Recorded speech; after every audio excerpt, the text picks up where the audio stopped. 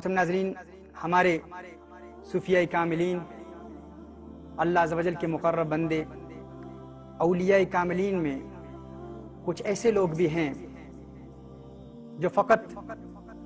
پیٹ بھر کر نہ کھانے پر محنت نہیں کرتے، کم کھانا تو کجا۔ اللہ کے کچھ ایسے مقرب بندے بھی ہیں جو اپنے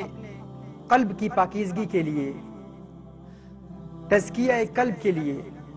ہمیشہ کے لیے ہر لذیذ شے، ہر لذیذ طعام کھانے سے توبہ کر لیتے ہیں۔ محترم ناظرین، یہ اللہ عز و جل کے ایسے مقرب بندے ہوتے ہیں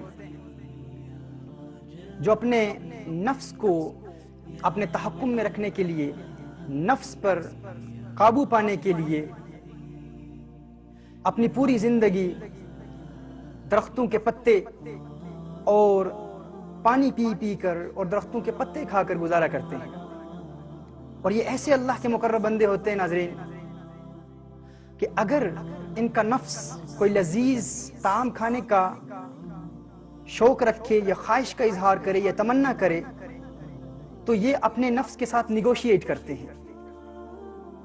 نفس کو پہلے تیار کر لیتے ہیں کہ اگر تو نے فلاں خواہش کا اظہار کیا، فلاں لذیذ طعام کھانے کا اظہار کیا یا تمنا کا اظہار کیا تو تجھے فلاں سزا دی جائے گی۔ اور کچھ ایسے اللہ کے مقرب بندے ہوتے ہیں، اللہ کے پیارے بندے ہوتے ہیں جن کے لیے اللہ عز و جل خود ان کے نفس کے لیے سزائیں مقرر کر دیتا ہے، اور یہ ان سزاؤں پر مسرتوں کا اظہار کرتے ہیں، خوشیوں کا اظہار کرتے ہیں، کیونکہ اللہ عز و جل نے ان کے لیے ان سزاؤں کا انتخاب کیا ہے۔ ان کے نفس کو اللہ عز و جل خود قابو میں رکھنا چاہتا ہے، اور یہ اللہ عز و جل کا ان پر ایک عظیم کرم ہوتا ہے، ایک عظیم احسان ہوتا ہے جب وہ ولایت کے اور اسپریچولیٹی کے ایسے مقام پر فائز ہو جاتے ہیں کہ اللہ عز و جل ان کے لیے خود ان کے نفس کو قابو میں رکھنے کے لیے سزاؤں کا اہتمام کرتا ہے تاکہ اس کے بندے اسی کی قریب رہیں اور اس کی احکامات پر عمل کرتے رہیں۔ حضرت سیدنا ابو تراب رضی اللہ تعالیٰ عنہ اپنے نفس کی کیفیت بیان فرماتے ہوئے ارشاد فرماتے ہیں کہ میرے نفس نے زندگی میں ایک مرتبہ مطالبہ کیا،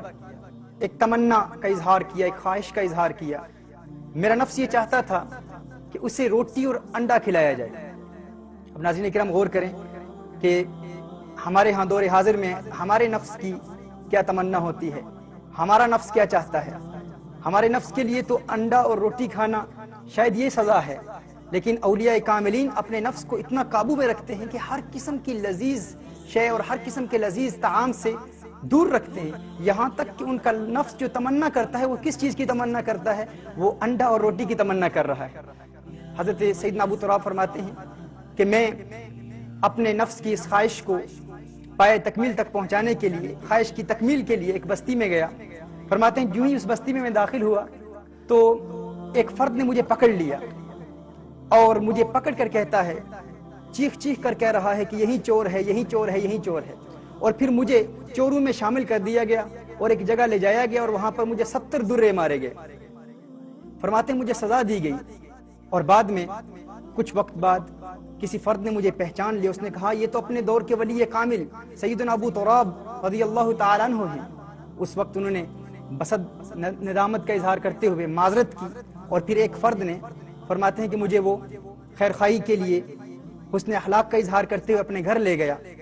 اور گھر مجھے لے جا کر اس نے کھانا پیش کیا۔ سیدنا ابو تراب فرماتے ہیں جب کھانا پیش کیا تو میں کھانے کو دیکھ کر میں حیران ہو گیا کہ جو کھانا اس نے پیش کیا تھا وہ انڈے اور روٹی تھی۔ فرماتے ہیں اس وقت میں نے اپنے نفس سے خطاب کیا، نفس کو مخاطب کرتے ہوئے کہا کہ ہے نفس، دیکھ 70 درے کھا کر تیرا مطالبہ پورا ہو رہا ہے، اب تو نے 70 درے کھا لیے ہیں، اب انڈے بھی کھا لیے۔